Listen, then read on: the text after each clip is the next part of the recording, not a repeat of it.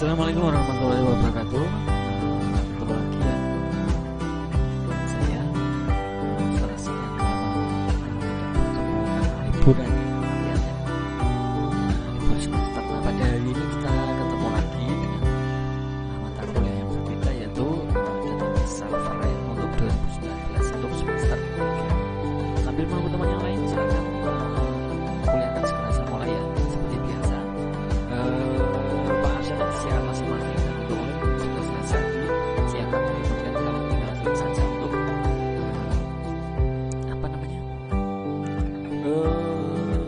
untuk mengikuti perkuliahan ini ya, mohon maaf ya. Oke, seperti biasa ya, saya tunggu beberapa saat untuk segera kalian bergabung agar perkuliahan akan segera saya mulai. Ini dikarenakan rumah saya mati lampu, mohon maaf sekali ya. Saya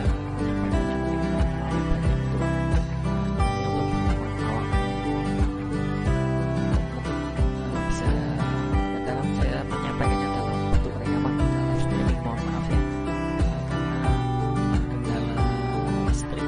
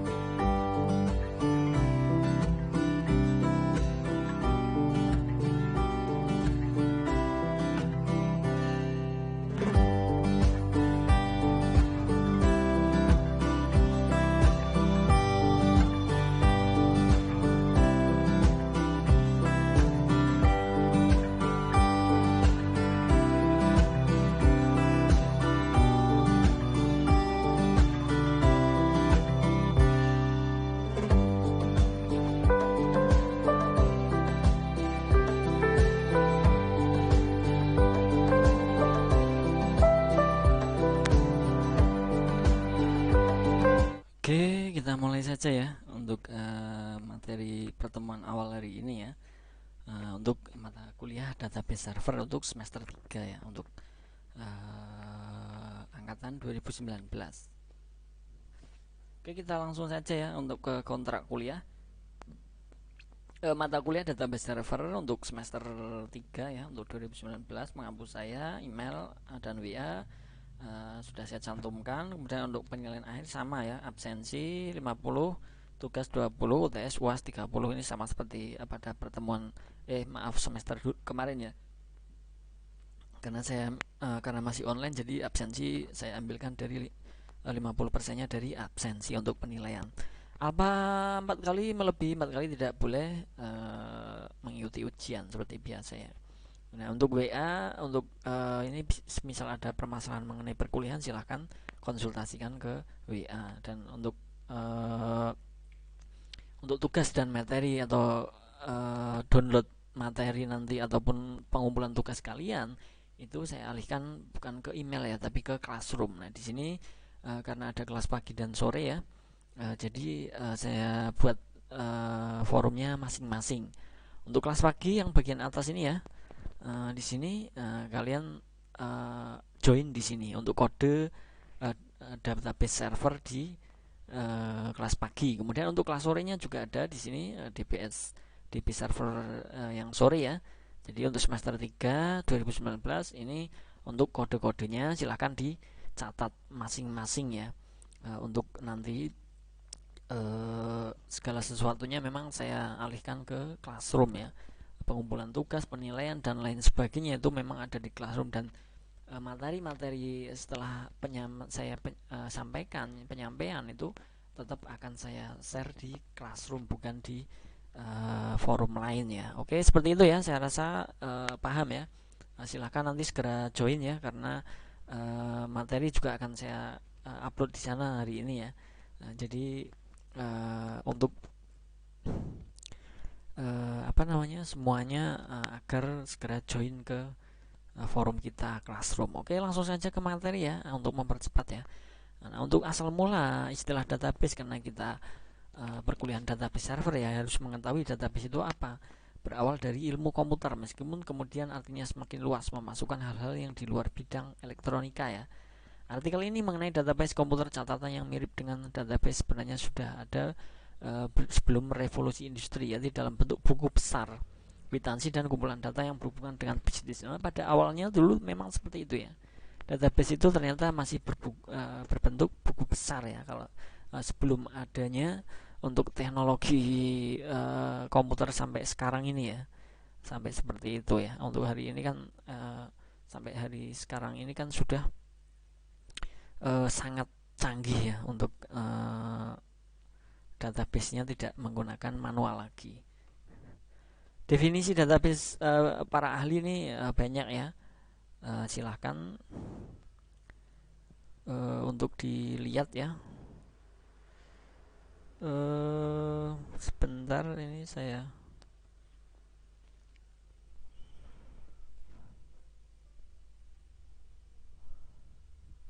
ada beberapa menurut para ahli di situ ya, silahkan dicermati.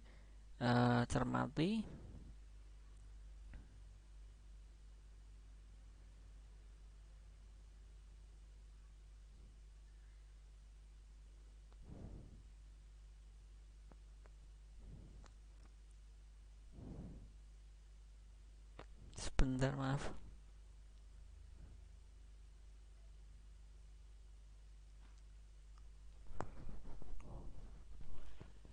Jadi ada beberapa ya tadi, menurut ada yang Kristanto, Sijidet, Martin, kemudian Kenneth, itu masing-masing mempunyai pendapat sendiri-sendiri ya. Jadi bisa kita lihat untuk masing-masing ya. Pada intinya hampir sama sebenarnya ya, untuk pengertian daripada database itu sendiri ya. Ada yang file-file berrelasi, kemudian untuk menurut CJD adalah terorganisasi, file data yang terorganisasi, terintegrasi dan bisa dipakai bersama. Kemudian untuk menurut Martin itu adalah kumpulan rekaman data berbagai tipe yang memiliki relasi satu sama lain. Pada intinya kan sama ya, itu kalau kita asumsikan, kalau kita uh, apa namanya uh, kita simpulkan ya. Nah, saat kita simpulkan itu ternyata sama ya untuk pengertian dari itu ya. Kemudian sekumpulan data organisasi untuk melayani banyak aplikasi secara efisien dengan memusatkan data dan mengendalikan redundansi data. Ini menurut Kinet ya. Nah, seperti itu ya, bisa kalian pelajari nanti untuk apa namanya mengenai definisi database. Kemudian definisi untuk database atau basis data saat kita simpulkan setelah mengetahui beberapa pendapat para ahli, bisa kita lihat ya, yaitu ada database atau basis data adalah sekumpulan informasi yang diatur dalam cara tertentu sehingga sebuah program komputer dapat dengan cepat memilih data yang diinginkan. Basis data dapat diibaratkan sebagai sistem memilih data yang di sistem pengarsipan elektronis ya. Jadi pengarsipan tapi menggunakan elektronik ataupun berupa komputerisasi. Bedanya dengan basis data pada zaman dahulu itu masih terekap dengan buku besar, kwitansi misalkan dan lain sebagainya, itu masih manual ya pada zaman dulu ya. Nah, pada awalnya memang seperti itu. Nah, setelah dengan adanya komputerisasi ini, sekarang kita sudah lebih enak ya, lebih mudah ya. Kemudian untuk basis data terdiri dari field, record, dan file. Field adalah item tertentu yang dari informasi, kemudian record adalah sekumpulan filenya yang kita masukkan, yang kita inputkan ke dalam database itu sendiri, dan untuk file adalah kumpulan dari yang sudah kita rekodkan. Misal kita sudah menginputkan, merekodkan sebuah data ke dalam katakan database A, kemudian di dalam database A ada beberapa tabel dan di situ setelah kita masukkan data-data tersebut nanti berubah menjadi file yang bisa kita gunakan, misal kita download, kita import export seperti itu ya. Nah, untuk kita ke database servernya. Nah, database server merupakan sebuah program komputer yang menjadikan layanan data untuk disalurkan ke komputer atau program komputer lainnya dengan menggunakan client server ya. Nah, istilah ini juga merujuk kepada sebuah komputer yang didedikasikan untuk menjalankan program yang bersangkutan. Nah, pada umumnya sering menyediakan fungsi-fungsi server dan berupa DBMS, Database Management System, misalnya MySQL atau Microsoft SQL Server, yang sangat bergantung pada model client server untuk mengakses data. Jadi untuk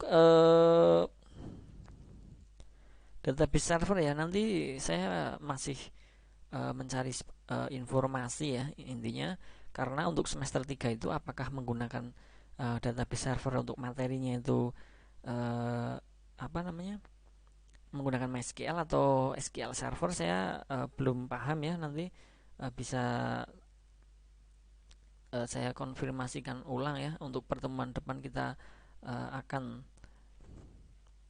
apa namanya menggunakan SQL Server Microsoft ataupun MySQL ya. Itu sebenarnya sesuai dengan KRS kalian ya, tapi nanti saya cari tahu dulu apa namanya untuk angkatan kalian itu menggunakan yang apa ya, karena untuk pada saat yang sama, hampir sama ya, itu saya masih memberikan database server tapi berupa MySQL karena itu semester 5. Nah, maka dari itu nanti untuk kalau tidak salah untuk kalian ini kan apa namanya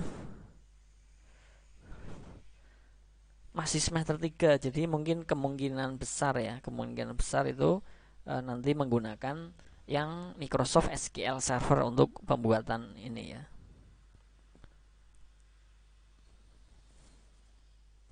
Oke, seperti itu ya saya rasa ya untuk pengertian database servernya. Nanti lebih lanjutnya pertemuan kedepannya akan saya umumkan bahwa kita menggunakan MySQL atau Microsoft SQL Server seperti itu. Oke, untuk jenis database server ada beberapa macam ya, banyak ya. Ada MySQL, kemudian Relation Database Management System (RDBMS), kemudian Microsoft SQL Server, ada DBase, Clipper, dan Firebase. Itu adalah jenis-jenis yang ada di database server ya. Nah, komponen sistem basis data itu ada apa saja? Ada basis data merupakan sistem terdiri atas kumpulan file atau tabel yang paling sering dihubungkan database management system ya, yang memungkinkan beberapa pemakai untuk mengakses dan manipulasi file-file tersebut. Nah, dalam sistem basis data memiliki beberapa komponen. Yang pertama ada perangkat keras, tentunya ya, hardware-nya ya. Ada sistem operasi, operating system, kemudian basis data. Nah, di sini kan memang komponen dari sistem basis data itu kan pastinya tentunya ada yang namanya hardware. Hardware itu adalah komputernya. Jadi kalau kita mau mengakses suatu database kemudian tidak ada hardware-nya, itu mengaksesnya menggunakan apa? Itu kan membingungkan ya. Nah, untuk itu kita menggunakan perangkat keras atau hardware ya. Kemudian sistem operasinya, operating sistemnya ya. Semisal ada Windows. Windows berapa, ada beberapa ya. Itu operating system tidak hanya Windows, ada Linux dan lain sebagainya, itu termasuk ya. Nah, itu adalah sistem operasinya. Kemudian ada basis data atau database-nya. Nah, database yang akan kita buat nanti di dalam SQL Server ataupun MySQL ataupun yang lain, misalkan Oracle dan lain sebagainya ya.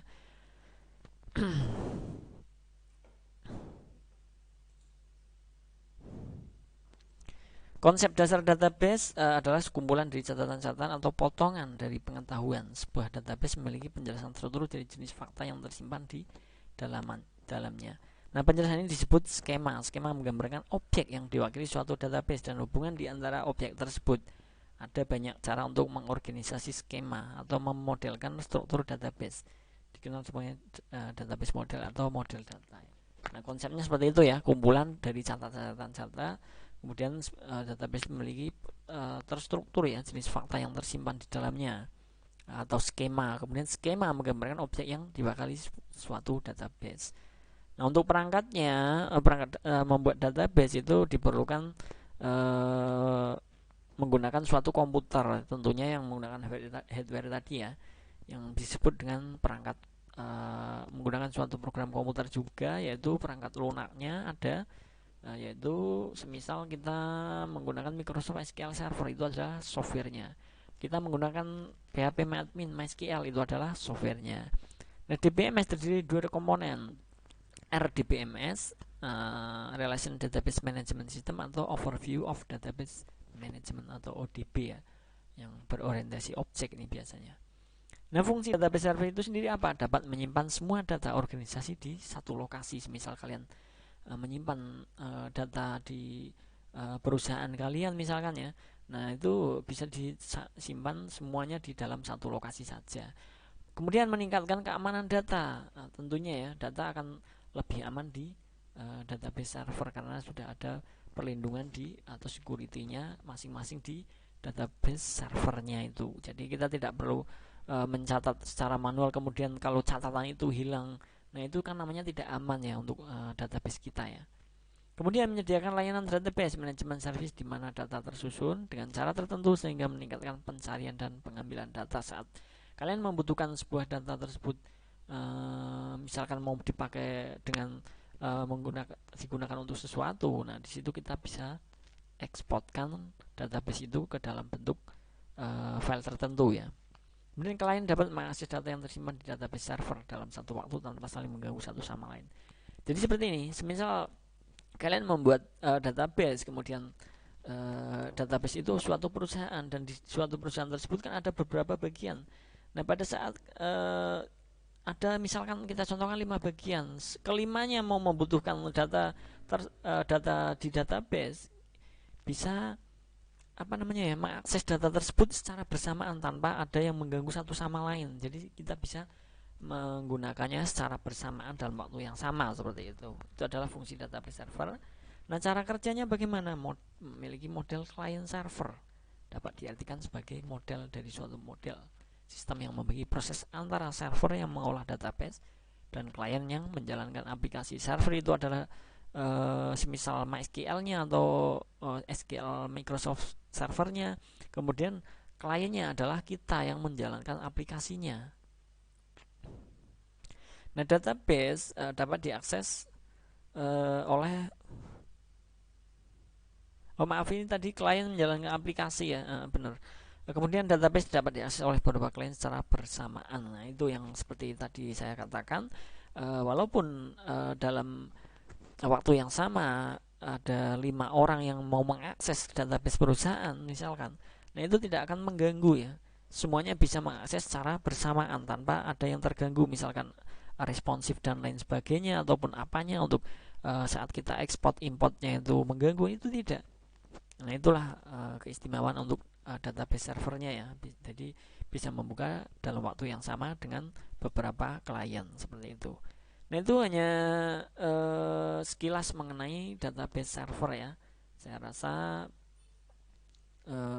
cukup untuk hari ini ya, karena hanya untuk sekilas saja. Pertemuan awal kita santai, tidak perlu buru-buru ya. Oleh karena itu nanti misal ada yang dipertanyakan mengenai database server, silahkan di kolom komentar atau di WA saya.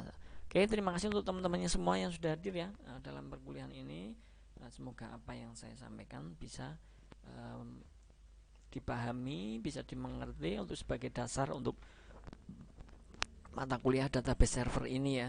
Ternyata untuk database itu seperti ini dan ini. Nah, itu nanti bisa kalian cermati, bisa kalian pelajari ulang. Untuk materi saya upload di Classroom ya. Jadi kalian tadi sudah saya berikan kodenya untuk join di Classroom. Jadi kalian bisa ambil sekarang juga setelah perkuliahan ini usai. Oke, terima kasih karena tidak yang bertanya ya. Nanti kalau ada yang pertanyaan silakan di kolom komentar, tidak apa-apa. Saya akhiri untuk pertemuan kali ini. Wassalamualaikum warahmatullahi wabarakatuh. Terima kasih.